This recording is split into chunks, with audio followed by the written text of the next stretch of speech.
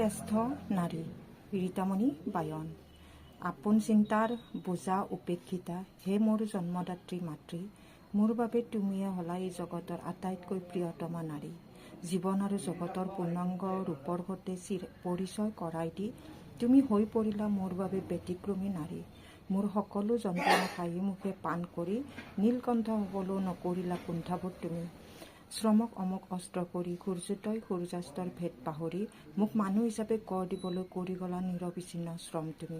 পৰাজয়ৰ সময়ত সাহসৰ প্ৰতিমূৰ্তি ৰূপ ধৰি জীৱন জিনিবলৈ দিলা আশাৰ অমৃতধালি। দেৱীৰ অংশ তুমি মোৰ মাতৃ, হৃদয়ত স্থান দি ৰাখিছো উঠাই তুংগত।